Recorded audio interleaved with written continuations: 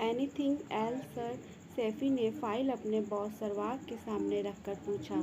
सरवाग ने बिना उसकी ओर देखे फाइल ठीक से पढ़ी और फिर उसकी ओर देखा। सैफी के चेहरे पर विनम्र मुस्कान थी। Well done so, can I go? Saifi के पूछने पर सरवाग ने पहले घड़ी देखी। नो नो, 10 बजे हैं। रात के इस समय तुम्हारा अकेले घर जाना ठीक नहीं है। मैं छोड़ देता हूँ। सैफी घबरा गई और उसे माँ की दी हुई हिदायत याद आई। बॉस से दूरी बनाकर रखना। अगर वो ऑफ़र करे तो भी मना कर देना। इट्स ऑलराइट सर, मैं चली जाऊंगी। मेट्रो सेफ है और वो 11 बजे तक मिलती है। ठीक है, पर मेट्रो स्टेशन तुम्हारे घर का रास्ता वो सेफ है। सैफी कुछ बोल ना सकी। सच में रास्ता सुनसान था और उसे वहाँ कोई सवारी भी नहीं मिलती थी। निकलने में तो डर लगता ही था। बॉस ने कार रोकी तो सैफी को संकोच और सभ्यतावश काफ़ी पूछनी पड़ी, पर थैंक गॉड उन्होंने मना कर दी। माँ गेट पर ही टहल रही थी। उनके चेहरे पर चिंता की लकीरें सैफी को देखकर गुम हुई या उसे बॉस को कार में आती देख बढ़ गई, कहना मुश्किल था। सरवाग ने उन्हें कार में बैठे बैठे ही झुककर अभिवादन किया। माँ ने पूरी सभ्यता से दोनों हाथ जोड़कर अभिवादन का उत्तर देते हुए शुक्रिया कहा और सरवाग ने कार तुरंत मोड़ ली। इस तरह की सहायता आम होती जा रही थी। सैफी के चेहरे पर खुमारी साफ दिखने लगी थी। हरकतों में उसके मन की मिट्टी से उठने वाली सौंधी खुशबू सूंघी जा सकती थी। उसकी आवाज़ में उम्र के उस पड़ाव की खनक सुनाई देने लगी थी जिसे प्यार कहते हैं, और माँ की चिंता बढ़ती जा रही थी। रात में माँ और सैफी हमेशा की तरह छत पर टहल रहे थे। माँ के चेहरे पर चिंता की लकीरें स्पष्ट थी। माँ, काम सच में जरूरी था। बॉस ने जानबूझकर नहीं निकाला था, और हाँ, उन्होंने रुककर काम पूरा करने का दबाव भी नहीं डाला था। ये काम मैं ही कर सकती थी, इसलिए मैंने हाँ की। ऑफिस देर रात काम करने को बोनस और हमारी कॉन्फिडेंशियल रिपोर्ट में क्रेडिट पॉइंट दोनों देता है, इसलिए मैं मना नहीं करती। माँ के चेहरे पर आई फीकी सी मुस्कान को प्यारी वाली इस मुस्कान में बदलने के लिए सैफी ने आगे बोलना शुरू किया। मेरे बॉस बहुत अच्छे इंसान है। वो सबकी परवाह करते हैं तो मेरी भी करते हैं। इसमें क्या गलत है? उस दिन जब मुझे बुखार था तो सैफी अपनी धुन में बॉस की प्रशंसा किए जा रही थी। तभी उसने इस प्रशंसा में वो वाक्य जोड़ दिया जिससे माँ के चेहरे पर चिंता की लकीरें गहरी हो गई। पता नहीं इतने अच्छे इंसान के साथ ही इतना गलत क्यों होता है।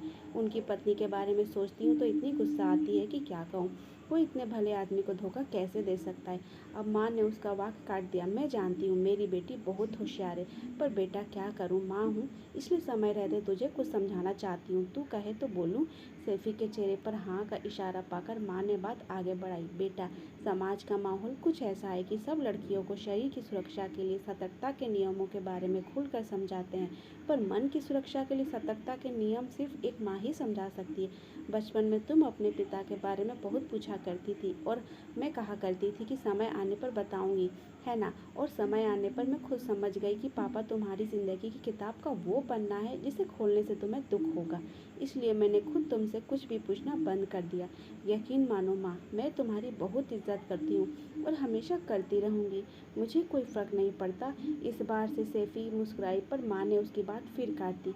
और अगर मैं अपना दिल हल्का करने के लिए बताना चाहूँ तो तब तो मुझे बहुत खुशी होगी। सैफी चाक उठी और माँ के दोनों हाथ पकड़कर टेरेस पर पड़े झूले पर ले आई। जरा रुकना कहकर वो कोल्ड ड्रिंक की बोतल और मनपसंद स्नैक्स भी ले आई।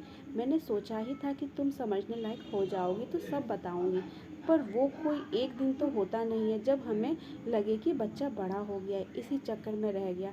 माँ ने तसल्ली से कहना शुरू किया। 21 की हुई थी मैं, एक खुमारी और मधोशी हर समय मन में गुनगुनाती रहती थी। मेरी जॉब लगी तो मैं 7वें आसमान पर पहुंच गई।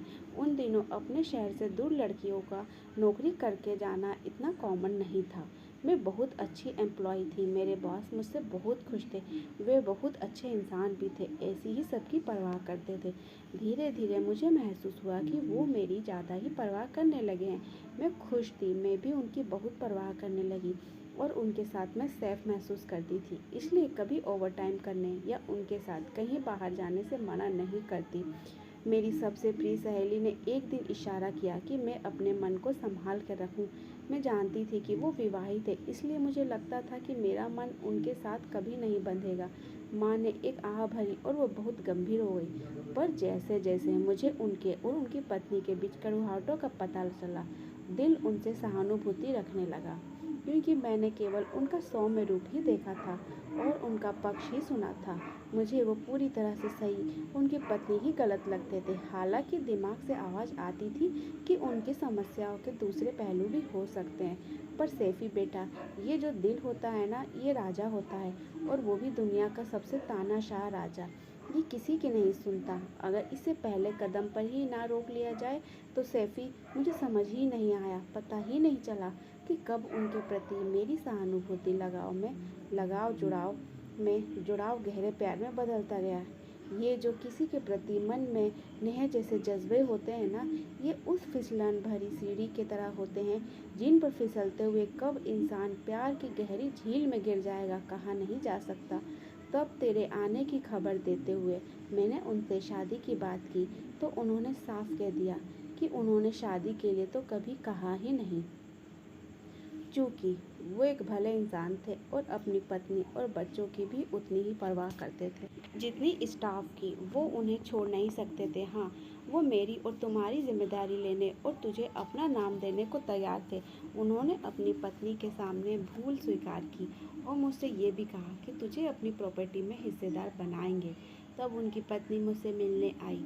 पहली बार मैंने उसका पहलू देखा, उसका पक्ष सुना जाना। उनके बीच की कड़वाहटों के लिए उनकी पत्नी अकेले जिम्मेदार नहीं थी, पर उसने भी मेरे सामने अपने पति के बहकने में खुद को भी जिम्मेदार बताते हुए तुझे गोद लेने का प्रस्ताव रखा। सैफी ने देखा, माँ की आंखों में आंसू आ गए थे। मैं उनकी ज़िंदगी से बहुत दूर निकल आई और तुझे अपना नाम देकर अपने बूते पर पाला, क्योंकि तू मेरे लिए भूल या बहकना नहीं, मेरे प्यार की निशानी थी। कुल मिलाकर कहना यह है कि प्यार वो धागा है जो ज़िंदगी के सबसे खूबसूरत रिश्ते को बांधने के काम आता है। इस धागे का इस्तेमाल सोच समझकर करना। याद रखना, ज़रूरी नहीं कि चोट देने वाला जानबूझकर चोट दे। कभी बिना किसी की गलती के भी दुर्घटना हो जाती है, और इस बात की नियति कतई गारंटी नहीं देती कि जिस दुर्घटना में किसी की गलती ना हो उसमें किसी को भयंकर चोट नहीं लगेगी।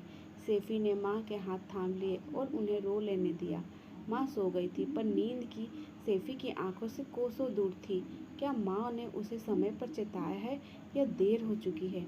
वो सोचती रही। उसे अपने मन को बांधना ही होगा।